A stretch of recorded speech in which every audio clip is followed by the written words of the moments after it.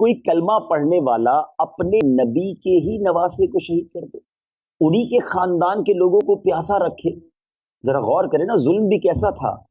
علی اصغر رضی اللہ تعالیٰ کی تو عمر ہی 6 منتھ تھی، 6 مہینے کے بچے کے گلے پر بھی تیر چلایا گیا. حضرت علی اکبر رضی اللہ تعالیٰ کے بارے میں آتا ہے کہ آپ ہم شکل مصطفیٰ تھے صلی اللہ تعالیٰ علیہ وسلم، جوان ایسے کہ نبی پاک کا شبیہ نظر آتی تھی، انہیں بھی شہید کیا گیا. اس قدر ظلم کیسے ہو سکتا ہے؟ ریزن کیا تھا؟ تھوڑا ریزن تلاش کرتے ہیں. تو ریزن یہ ملتا ہے کہ ان کو لالچ دی گئی تھی. یزیدیوں کو یہ کہا گیا تھا کہ تم یہ معاذ اللہ انہیں شہید کر دو یا گرفتار کر کے لے آؤ تو تمہیں گورنری دی جائے گی، تمہیں پیسے دیے جائیں گے. تو اس کا مطلب یہ ہے کہ جب لالچ آ جائے نا تو انسان وہ کچھ کر گزرتا ہے جس کے بارے میں امیجنیشن بھی نہیں کی جا سکتی ہے. اور نبی پاک علیہ الصلوۃ والسلام کی حدیث پاک بھی موجود ہے. میرے آقا علیہ الصلوۃ والسلام فرماتے ہیں کہ 2 بھوکے بھیڑیے، اب ذرا سمجھیے گا، ہنگری ولف، بکریوں کے ریوڑ پر چھوڑ دیے جائیں.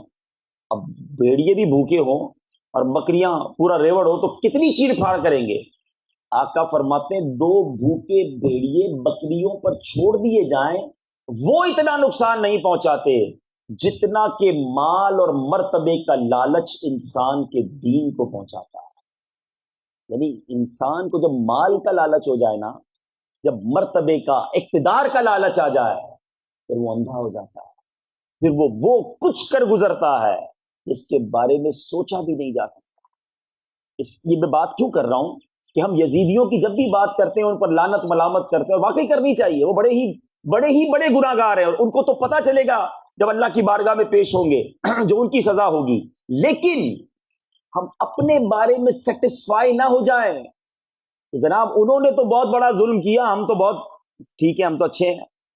لیکن جب لالچ آنکھوں پر آتی ہے نا، انسان پر پردہ ڈال دیتی ہے، پھر وہ کچھ کر گزرتا ہے. ایک اور جگہ حضرت سیدنا حسن بصری راوی ہیں، مرسلن مروی ہے، حب الدنیا رأس کل خطیئۃ، فرماتے ہیں دنیا کی محبت ہر برائی کی جڑ ہے.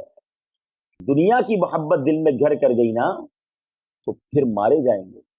پھر وہ غلطیاں انسان کرتا ہے کہ اس کے بارے میں بندہ سوچتا رہ جاتا ہے.